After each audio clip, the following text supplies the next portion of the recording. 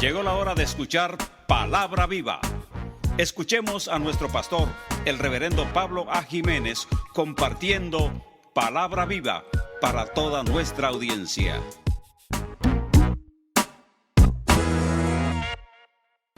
El libro del profeta Ezequiel es uno de los más enigmáticos, de los más difíciles de comprender que hay en todo el Antiguo Testamento.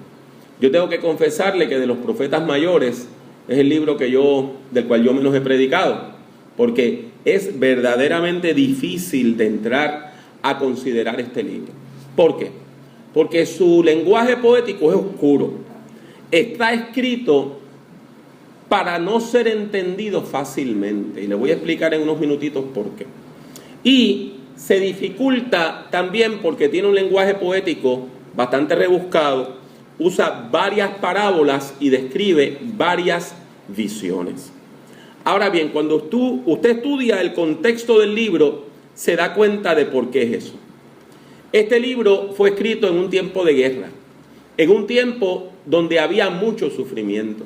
Y cuando usted está siendo perseguido, cuando usted está siendo perseguida, usted no habla con claridad, porque entonces sus perseguidores entienden todo lo que usted está diciendo.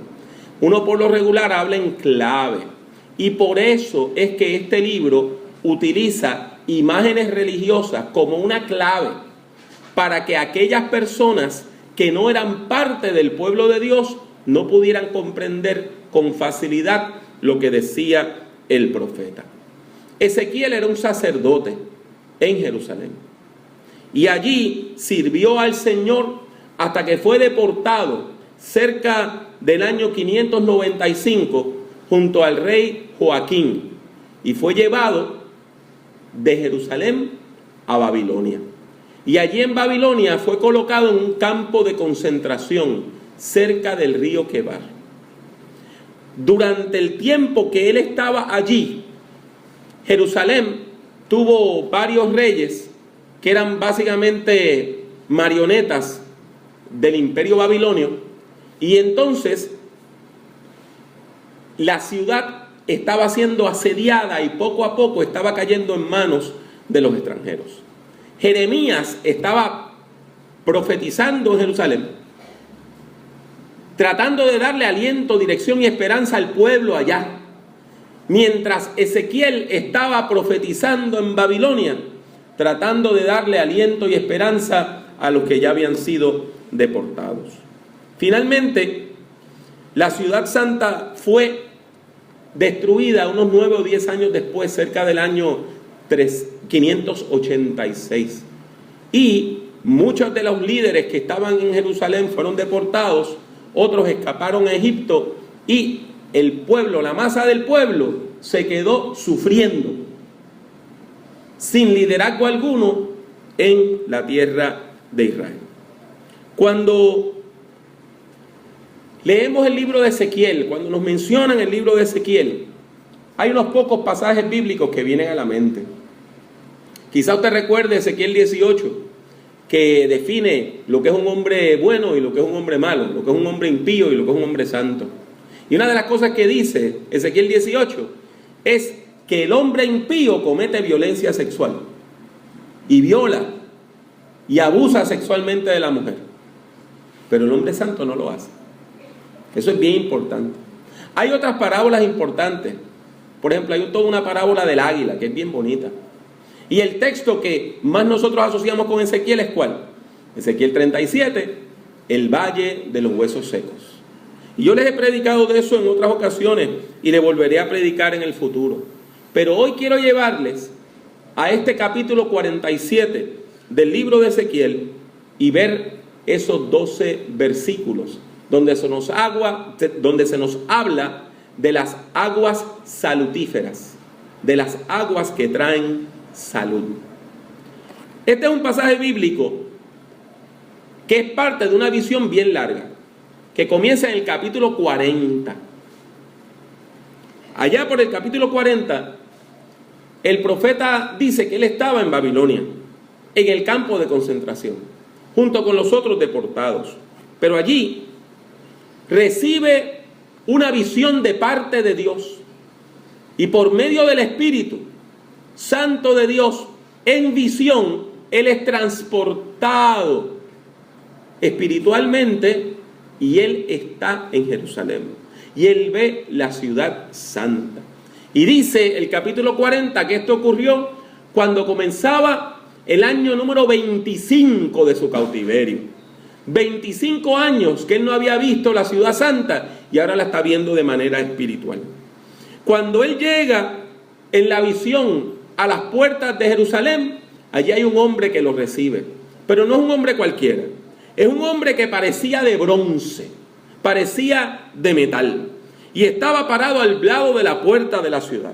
Y ese misterioso personaje le dice: hijo de hombre, abre bien los ojos y los oídos y presta mucha atención a todo lo que voy a mostrarte.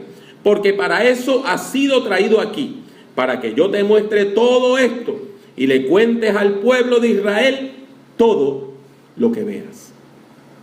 A partir de ese versículo 4 del capítulo 40, continúa toda esta larguísima visión.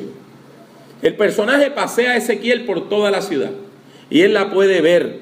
Y él puede ver cómo la ciudad ha sido desolada. Sin embargo, cuando llega al santuario, ocurre una profunda experiencia espiritual. Y allí en el santuario, dice el capítulo 43, versículos 4 y 5, la gloria del Señor penetró en el templo a través de la puerta que daba al oriente. El Espíritu me levantó y me llevó al atrio interior, y allí vi cómo la gloria del Señor llenaba el templo. El templo que había sido destruido. El templo que había sido abandonado. Las ruinas del templo se llenan de la gloria de Dios. Sin necesidad de sacerdotes. Sin necesidad de cultos. Sin necesidad de alabanzas. La gloria de Dios llena el templo. Y miren por dónde entra la gloria de Dios: por la puerta que está al oriente. Y así continúa la visión, y después de varias profecías llegamos al capítulo 47. Y escuchen cómo comienza la visión. Se la estoy leyendo en la Reina Valera contemporánea, pero usted la puede seguir en su Biblia porque es muy parecida. Dice: luego el hombre me hizo volver a la entrada del templo, y vi que por debajo del umbral del templo salía agua hacia el oriente. ¿Recuerda por qué puerta fue que entró la gloria de Dios?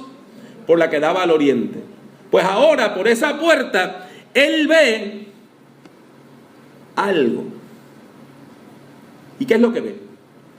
Pues la fachada del templo miraba hacia el oriente y el agua corría por debajo, hacia el lado derecho del templo, al sur del altar. Él lo que ve es que por debajo del agua, por debajo de la puerta, hay una pequeña corriente de agua. Una gotera. Una gotera. Y que esas pocas gotitas de agua van cayendo y van haciendo una pequeña corriente que pasa por debajo de la puerta. ¿Cuánto espacio hay entre el final de la puerta y el piso? Casi nada, ¿verdad? 1/10 de pulgada. Pues eso es lo que está saliendo. Una pequeña gotera que puede salir. Y él ve que esa pequeña gotera, ese pequeño hilito de agua que sale debajo de la puerta, continúa saliendo. Y el hombre me llevó por el camino de la puerta del norte y me hizo dar la vuelta por el camino exterior, fuera de la puerta, en dirección a la puerta que da hacia el oriente, y vi que el agua salía del lado derecho. Queda claro que lo que Ezequiel ve es un hilito de agua, es una pequeña gotera, pero que de ese comienzo tan humilde nace una corriente de aguas que es cada vez más grande. Seguimos leyendo. Dice, aquel hombre salió y se dirigió al oriente. En su mano llevaba un cordel y con él midió 1000 codos. El codo, que es básicamente la distancia aproximada que hay entre su codo y la punta de su mano, se medía de distintas maneras en el mundo antiguo. En Egipto se consideraba que era cerca de 20 a 21 pulgadas, pero en Israel un codo era ya una medida estándar, ¿verdad? Una medida corriente de 18 pulgadas, o sea, pie y medio. Así que él midió 1000 codos, que son 1500 pies. Y me hizo pasar por el agua, la cual me llegaba hasta los tobillos. De aquella pequeña gotera, ahora hay una corriente que le cubre hasta los tobillos al profeta. Luego el hombre aquel, que parecía de metal de bronce, midió otros 1000 codos y me hizo pasar por el agua. Y ahora me llegaba hasta las rodillas. Y luego de medir otros 1000 codos, me hizo pasar por el agua y esta me llegó hasta la cintura. Luego midió otros 1000 codos, el agua era ya un río, de tal manera había crecido la corriente que ya no la podía cruzar sino a nado. O sea, que después de unos 1500 pies, la profundidad del agua cambió dramáticamente. Y cada 1500 pies, la profundidad del agua seguía aumentando de manera exponencial. Hasta el punto que a los 6000 pies ya era un río profundo que había nacido de aquella pequeña gotera que salía del altar donde se había manifestado la gloria de Dios. De aquellas gotitas ahora había salido un río que había que cruzarlo nadando.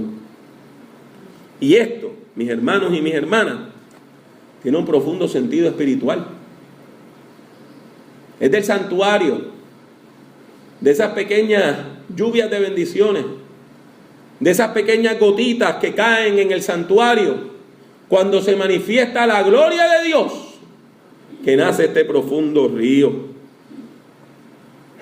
El hombre misterioso que parecía de metal de bronce, en el versículo 6 le pregunta a Ezequiel, ¿tú entiendes lo que está pasando, hijo de hombre? ¿Tú entiendes esto? ¿Tú entiendes el significado de la visión? Y lo desafía a tratar de comprender lo que está pasando.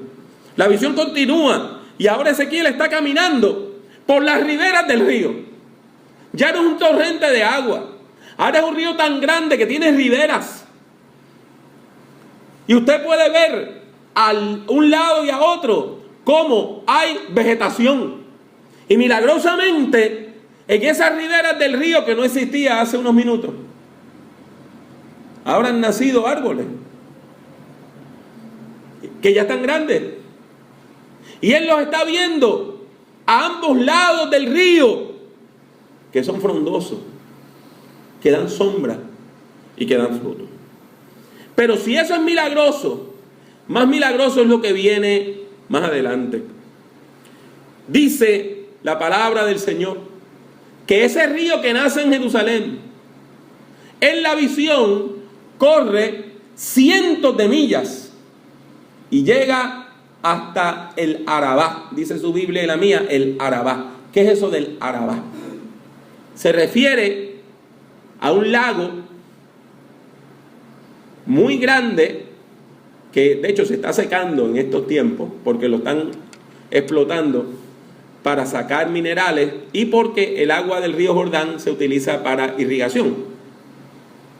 Un lago tan grande que la gente le decía el mar, pero como sus aguas no servían para tomar y no servía para que nacieran peces o se criaran peces en ella, la gente le llamaba, y le llama todavía al sol de hoy, el mar muerto. Está en el desierto, al sur de Jericó, en un valle donde la temperatura a la sombra durante el día es de unos 120 o 130 grados. Algunos de ustedes han estado allí y pueden testificar que es un sitio inhóspito. Las aguas del Mar Muerto no sostienen vida alguna. Además de las altas concentraciones de sal y de brea que tienen, que es una de las cosas que están explotando, la brea. También esas aguas son ricas en cloro, bromuro, azufre, ácido carbónico, calcio, potasio y manganeso. Allí no crece nada. Esa agua no sostiene la vida. Pero el profeta ve cómo de la gotera que sale del altar, de aquellas pequeñas gotitas de las lluvias de bendiciones que había en el santuario, nace un río que llega hasta el Mar Muerto. ¿Y qué ocurre cuando llega allí? Y el hombre me dijo: esta agua corre hacia la región del oriente y baja al Arabá y se pierde en el mar. Una vez que el agua entra en el mar, se vuelve agua saludable. Todos los seres vivos que naden por donde entra la corriente vivirán. Habrá muchísimos peces que por haber desembocado allí esta agua recibirán salud. Todo lo que entre en este río vivirá. Qué visión más hermosa. La visión de aguas mortecinas que se vuelven aguas saludables. La visión de una extensión de agua que, mire, esta agua es tan extraña que tiene dos corrientes distintas, con dos temperaturas distintas y dos composiciones químicas distintas, porque no se mezclan de un lado al otro las capas de agua por las concentraciones químicas que tienen. Pues el profeta ve cómo ese lago de muerte se convierte en un lago de vida. Y hay pescadores y tienden las redes, y hay peces de numerosas especies tan grandes como los del mar grande, como los del mar Mediterráneo. Pero no se elimina la sal, sino que la sal se coloca a los lados, en pantanos y lagunas, porque la sal es necesaria para la vida y allí puede ser explotada comercialmente. Ahora hay prosperidad donde antes había muerte. Y la visión termina recalcando el poder transformador de las aguas. Ese poder transformador no solamente se queda en el lago, sino que se extiende. ¿Recuerdan los árboles que estaban al lado? Mire lo que dice el texto. En ambos márgenes del río crecerá toda clase de árboles frutales, a los que nunca les faltará fruto, ni sus hojas se caerán. Esos árboles madurarán a su tiempo, porque el agua que los riega sale del santuario. Es aquella pequeña gota que sale del santuario que llega allí y bendice esos árboles. Sus frutos serán comestibles y sus hojas serán medicinales. Hermanos, hermanas, qué cosa más linda, qué cosa más hermosa, qué imagen de transformación más profunda de lo que puede hacer el poder de Dios. Esa bendición que sale del santuario, que comienza en el altar, cuando llega a la vida que está seca, a la vida que está amarga, al corazón de la persona que le dijeron: ya tú no tienes esperanza. Al corazón de la familia que le dijeron: ya ustedes han muerto como familia. Al corazón de una sociedad donde la gente dice: vámonos de aquí porque no hay esperanza. Esto es lo que hace la gloria de Dios cuando llega al corazón del ser humano. Sana, transforma, bendice, prospera. Y esa bendición es tan impresionante que la Biblia la vuelve a narrar. Si usted va a Apocalipsis 22 del 1 al 5, encuentra una referencia en el libro de Apocalipsis. Y el libro de Apocalipsis termina en ese último capítulo de la Biblia hablando precisamente de un río de bendiciones que transforma y de árboles que dan fruto cada mes. No una vez al año, todos los meses. Y que dan todos los frutos y que sus hojas son para la salud de las naciones. Mis hermanos, mis hermanas, esta visión de las aguas saludables, de las aguas salutíferas, nos proporciona una hermosa metáfora para la vida. Eso es lo que hace la presencia de Dios en la vida de una persona. Por eso es que hay que buscar del Señor. Por eso es que no podemos secarnos espiritualmente. Por eso es que necesitamos acercarnos al altar. Porque de esas pequeñas gotas de bendiciones nacen ríos de aguas vivas. Mis hermanos y mis hermanas, nosotros podemos testificar que cuando la gloria de Dios se manifiesta en nuestras vidas, nuestros sequedales y nuestros desiertos se convierten en lagos llenos de vida y rodeados de bosques hermosos. Jesús usó una imagen similar. Hablando en el capítulo 7 del Evangelio según San Juan, dijo: si alguno tiene sed, venga a mí y beba. ¿Y qué es lo que usted bebe? Un sorbito, ¿verdad? Usted lo que bebe son unas poquitas onzas de agua. Y dice Jesús: del interior del que cree en mí correrán ríos de agua viva, como dice la Escritura. Que de esos pequeños sorbos de agua salen ríos de aguas vivas, que como el río impetuoso se lleva todo lo que impedía, se lleva todo lo que estaba impidiendo que el río fluyera, y nos deja un cauce limpio y lleno de bendiciones. Mis hermanos y mis hermanas, quizá hoy más que nunca, quizá este año más que nunca, nuestra iglesia tiene que clamar por una transformación así. No solamente para nosotros a nivel individual, sino para nuestra tierra. Qué mucho miedo hay en Puerto Rico. Qué mucha incertidumbre hay en nuestro país. Qué mucha desconfianza hay en nuestra tierra. Tantas personas que nunca habían soñado salir de su país, hoy lo están considerando.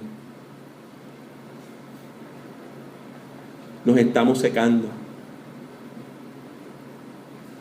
Nuestras aguas están amargas. Nuestra sociedad está dividida. Si usted está en las redes sociales, le da vergüenza ser evangélico. Usted ve esos insultos de la gente, la intolerancia de la gente insultándose los unos a los otros con tanta violencia, que no han leído que la Escritura dice que Dios es amor. Pero si tú no crees exactamente igual que yo, te demonizo. Mis hermanos, mis hermanas, tenemos que clamar para que esas gotas se conviertan en un río de aguas de salud. Porque Dios necesita restaurar a nuestro pueblo. Porque nuestro pueblo necesita que Dios lo restaure. Y aunque suene inocente, la Biblia es bien clara diciendo que todo comienza con la adoración. Todo comienza con una actitud de acercarse a Dios, con confianza y con humildad. Todo comienza con esa actitud de venir ante el Señor y de pedirle al Señor que nos bendiga y que nos restaure. Mis hermanos y mis hermanas, vamos a pedirle al Señor que manifieste su poder una vez más entre nosotros. Y que esas lluvias de bendiciones que Él envía sobre esta pequeña comunidad que es nuestra iglesia, se conviertan en un impetuoso río que no solamente sane en nuestras vidas a nivel individual, sino que sane toda nuestra comunidad, toda nuestra tierra, todo nuestro país, y endulce las aguas de nuestro mundo. Que así sea, en el nombre del Señor. Amén. Les habla una vez más el reverendo Dr. Pablo Antonio Jiménez Rojas. En esta ocasión deseo darle gracias por haber escuchado esta grabación de uno de mis sermones o conferencias. Sin embargo, también quiero decirle que si usted disfrutó de esta grabación, tiene otras alternativas para escuchar o ver nuestras predicaciones y conferencias. En primer lugar, puede visitar nuestro portal electrónico www.drpablojimenez.com. Doctor abreviado con las siglas DR. www.drpablojimenez.com. Ahí puede acceder a nuestros escritos, nuestros vídeos y nuestros audios. Además, puede comprar nuestros libros. Yo no le vendo nada, sencillamente le doy el enlace para que compre nuestros libros por amazon.com. Aparte de eso, puede ver los vídeos de nuestras grabaciones en nuestro canal de YouTube, que también se llama Dr. Pablo Jiménez. Así que le invitamos a visitar YouTube, suscribirse a nuestro canal. Ha sido para mí un placer tenerle en esta ocasión. Que Dios le bendiga mucho y que Dios le bendiga siempre.